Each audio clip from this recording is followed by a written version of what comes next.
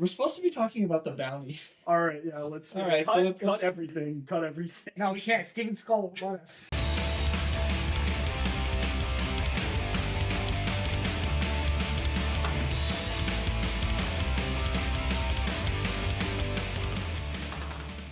We're doing The Bounty. The Bounty, Yeah, this is- 1984. 1984. This is one of his older ones. Mm-hmm. One of his first bigger American ones. He had already he had done a couple of big dramas and stuff, so this was kind of the next step for him, I guess. This was probably a big move for him at the time.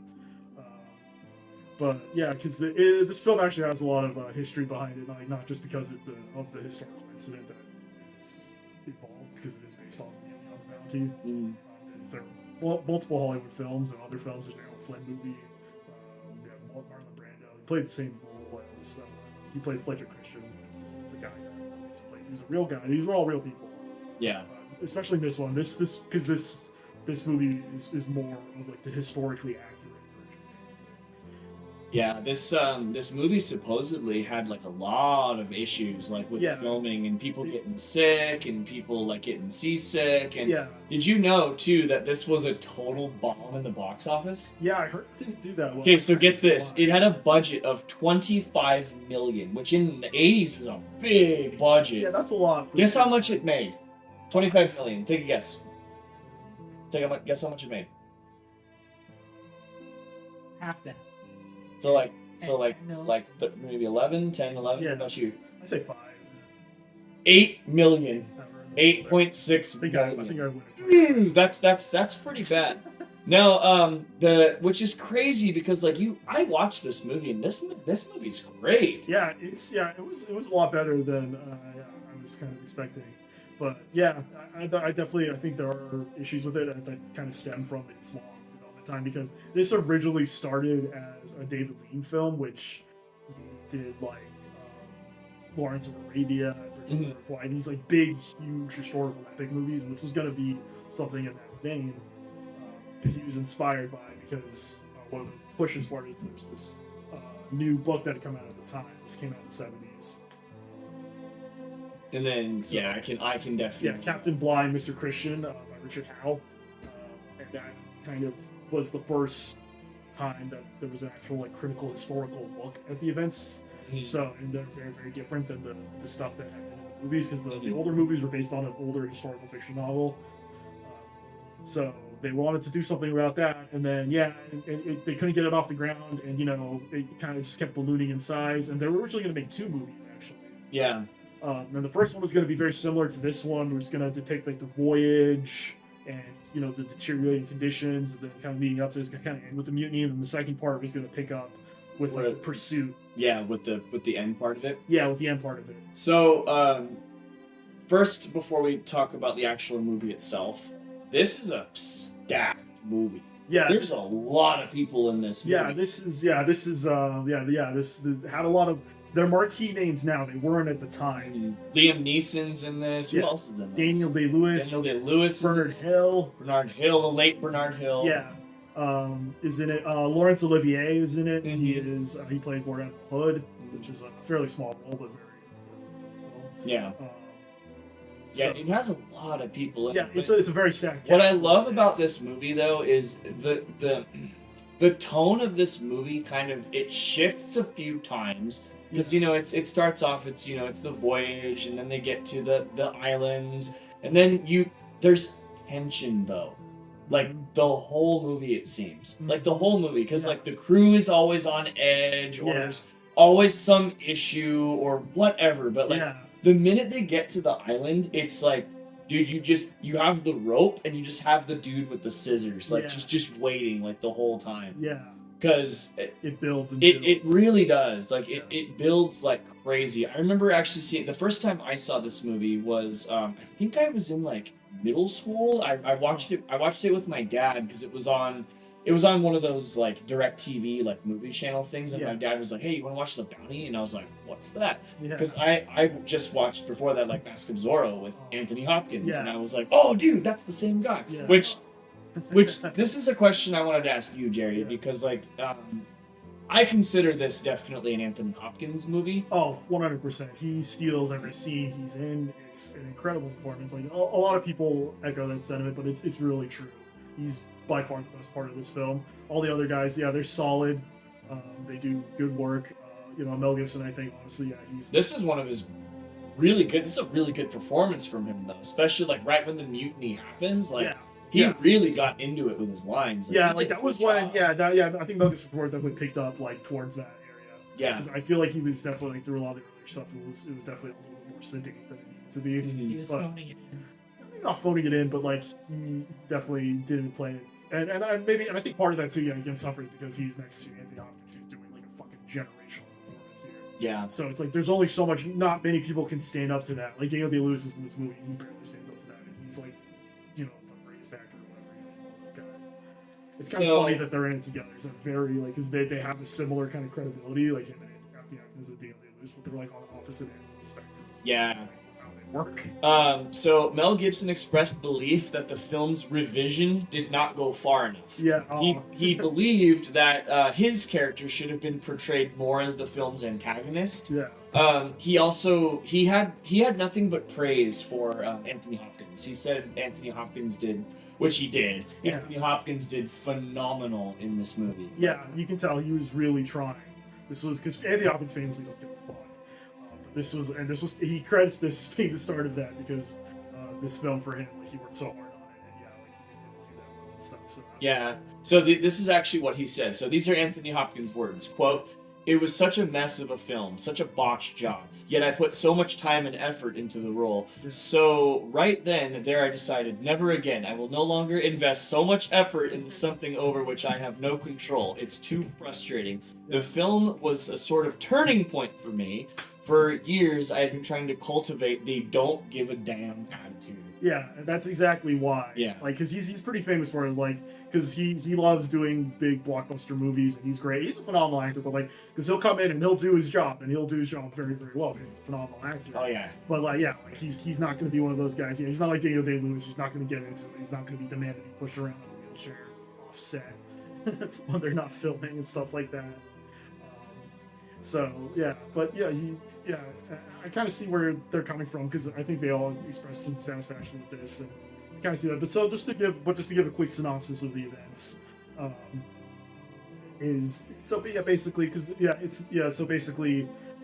it's a film about the bounty, His Majesty's armed vessel, the bounty,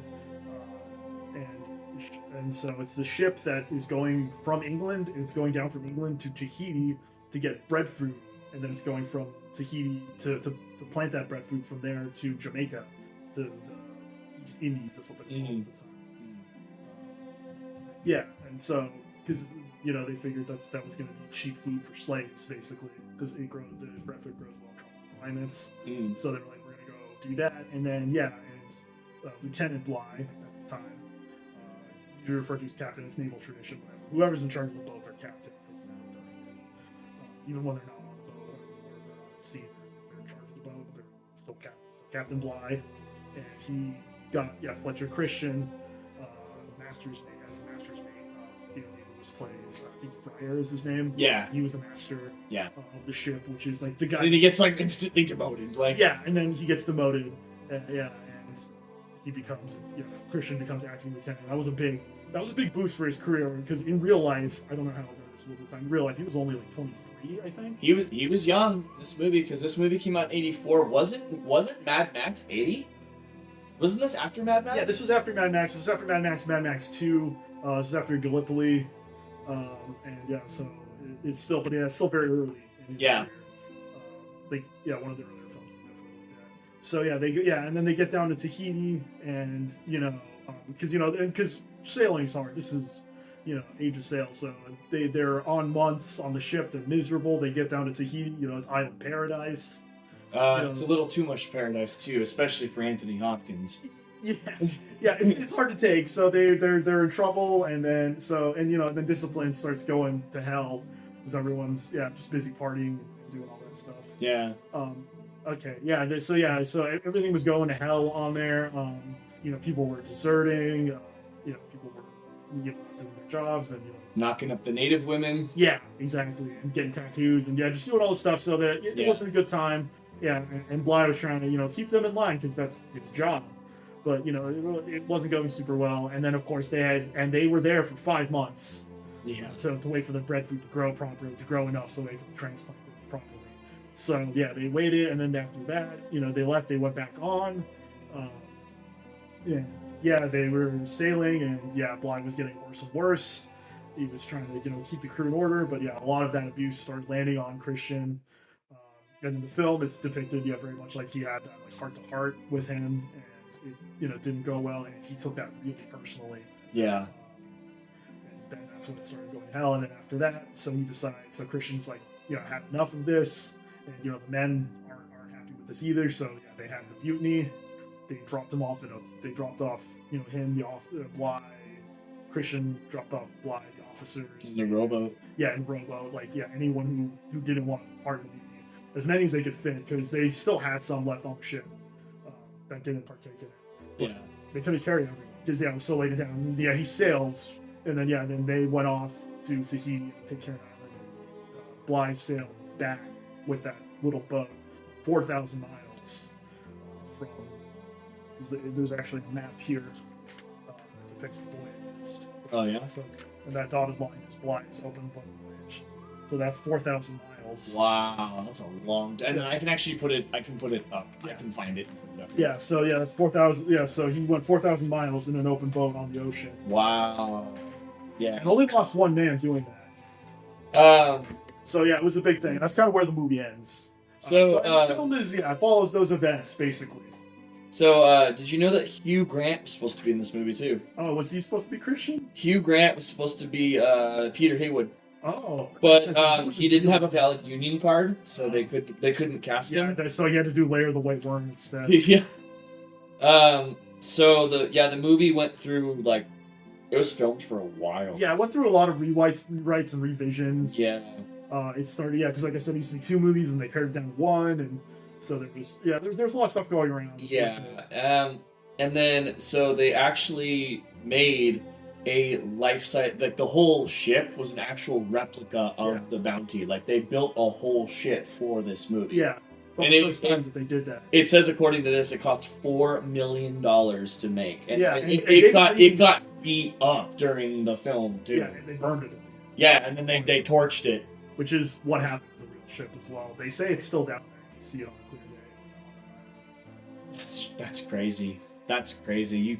I don't think you can really do stuff like that nowadays. I think there's probably a lot more laws nowadays. There was laws back then against it. They just ran further. I'm sure.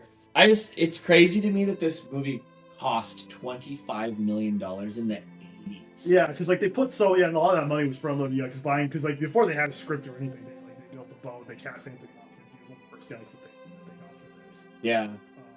And this is definitely a movie that's right up Anthony Hopkins' thing, but this isn't about Anthony Hopkins. We're talking about Mel Gibson, which overall the reason why we're talking about this movie so much is because it is really good. It is good, but there's so much. Yeah, there's a lot to talk about. It's a long movie too. Yeah, it's a long film. It's pretty long. What was the actual runtime for this movie? It has to be over 2.5 hours long. I don't think it's 2.5. I think it's 2:10. It's over 2 hours for sure. Yeah, it's over 2 hours. I think it's 2 hours and 15 or something. But with these types of movies, like this one, like Master Commander, these types of movies that are about ship voyages, they do feel really. I think that's part of the point because you're on a ship. No, I agree, and it's brilliant how they do that. Yeah. But the one scene that always sticks out in this movie is the actual mutiny itself when they round everyone up on the deck. Yeah, everyone is just screaming at each other. I'm almost convinced that there was just so much anger and animosity on set that they just kind of started really in life going at it with each other. Genuine reaction. I think there was some tension. I know for a fact that Daniel Day-Lewis and Liam Neeson do not like each other because they didn't get along when they did Gangs of New York. Liam Neeson fucking like him. He was doing all his crazy shit because that's what he does. And Liam Neeson's like, my God, try acting. It's so easier. Yeah. Just do it. And Daniel Day-Lewis is like, no, I have to live. Yeah, I have to go butcher all this meat. But overall, rating 5. What do you guys think? Ooh. We'll start with you, Jerry. Yeah, that's tough. Yeah, I give it like probably like a 4.5. It is very good. I do see where they're coming from with a lot of it because, like, yeah, to me, because we were talking about the bounty, the mutiny is definitely the best scene. And there's a lot leading up to it. It's a very gradual film up to that point, and that's kind of fine. But yeah, like they didn't. I feel like they didn't give enough time for the events to breathe. That feels like I said because like talking about like the voyage. And the juxtaposition between the two figures of Bly and Christian gets really interesting at that point. Yeah. Because we saw, because you know, the whole movie, we see Bly kind of on the decline, we see Christian kind of on the rise. And then mutiny happens and it completely switches. Yeah. It like Bly rises to the occasion. He does this incredible deal. He does this incredible task. Christian is just slowly crushed under the weight. So, if this movie had been 2 parts, would you have given it a 5? I think so, yeah. Like if they think really we've done. did explore a lot of that stuff, because the film cuts off like right where, because shit gets pretty fucking dark. If you know, because I read a lot about the actual like events before. I didn't read so much of this book. I just got this yesterday, but I read a lot of other stuff about it just because I find that stuff interesting. And yeah, shit got really dark after a while. It's an interesting situation. Yeah, Mel Gibson's assessment of Christian as being the antagonist, I think, is pretty accurate. Yeah. A lot of the stuff he did was really fucked up later. So Oh, I yeah. don't get too into it, but yeah. So yeah, it makes sense. They still kind of try to play it halfway, which I think also hurt the film a lot, like between him and I. So yeah, it'll be interesting. I would love to see a modern take on this. I don't know who or how they would do that. Mel Gibson again. Mel Gibson again. As Captain Bly, Yeah. the shoes on the other foot now. Yeah, and then Anthony Hopkins plays Chris. Anthony Hopkins now. That would be amazing. As of the filming of this, he's in his 90s. So. Yeah, you know what? I would watch it. What about you? Rating out of 5. What do you think? I give it a solid 4. Okay. It's good, but yeah, I feel like it needed more room to like grow and expand and actually show itself off. Yeah. I would agree with you guys. Yeah. I would say I'd get. Wouldn't go under a 4. I'd still say like if I grade this, I'd say it's a B. I'd say it's a 4. There are parts of it that make it a 5, but overall, yeah, it's a 4. Yeah, it's just too slow. They spend, I think, just too much time in Tahiti. Like, it makes a certain amount of sense why you would do that because you have to get the sense of the crew. But like, Yeah. yeah, I mean, you have the classic Anthony Hopkins yelling in this movie, yeah, and it's so good. But like, I feel like Mel Gibson's like range of acting like really comes out in this movie. And granted, I don't know how good of a range he has, Yeah. but overall, like, because he can bring the intensity, and he does bring that to a certain level. But yeah, like I think he struggles with a lot of the other stuff. yeah. But this was early in his career. I think he would get better. It's definitely, I don't think it's his best. It would be. The next movie. You know, you have a point. It's higher on the list for sure. So, this has been The Bounty, the second movie for Mel Gibson March Madness. But you don't know what is coming up next. Actually, you do know because we talked about it constantly. I guess But every time he said the name of it, it glitched out. Yeah. it's true. We talked about it in our last number. We did. We were supposed to do it, but we Yeah. never got around to doing it. So It's 2 years in the making. yeah, 2 years in the making. We're gonna stick around for the next movie. Next movie review. But you know what? As always, like and subscribe, and we will see you in the finale of Mel Gibson March Madness 2025.